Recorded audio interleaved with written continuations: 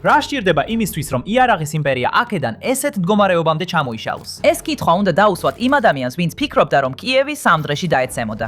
ხედავთ, საბჭოთა კავშირმა და შემდეგ რუსებმა მთელი თავიანთი რეპუტაცია ააგეს იარაღებზე, რომლებიც იაფი, სანდო და თითქმის ისეთივე კარგი იყო, როგორც ამერიკელების. მაგრამ ეს მათი მთავარი უპირატესობა არ ყოფილა. ნამდვილი უპირატესობა ის იყო, რომ მოსკოვი ბევრად ნაკლებ კითხვებს სვამდა, ვიდრე ვაშინგტონი. თუ ვაშინგტონი სანქციების, ადამიანის უფლებების ამ პოლიტიკის გამო უარს გეტყოდა შეიარაღებაზე, დიდი შანსია, რომ რუსები უკვე კონტრაქტს ამზადებდნენ. ასე გახდა ალჟირიდან და ვიეტნამიდან დაწყებული სირიით დამთავრებული ქვეყნები ერთგული კლიენტები და 10 წლეულების განმავლობაში ბიზნესი აყვავდა. მაგრამ შემდეგ პუტინმა უკრაინაში შეიჭრა და მოულოდნელად რუსეთის იარაღის ქარხანას ისეთი კლიენტი გამოუჩნდა, რომელიც ყველას აღემატებოდა. თავად რუსეთის არმია. ქარხნები, რომლებიც ადრე ტანკებსა და რაკეტებს ექსპორტისთვის აწარმოებდნენ, ეხლა ბრძოლის ველზე განადგურებულებს ანაცვლებდნენ.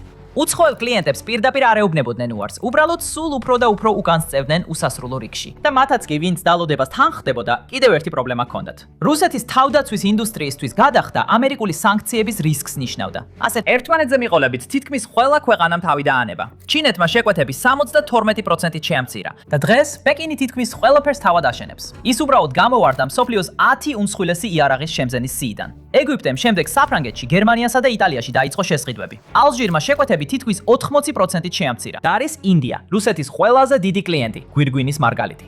მაგრამ ეს გვირგვინის მარგალიტი ახლა ათეულობით გამანადგურებელ თვითფრინავს საფრანგეთიდან და წყალქვეშა ნავებს გერმანიიდან ყიდულობს.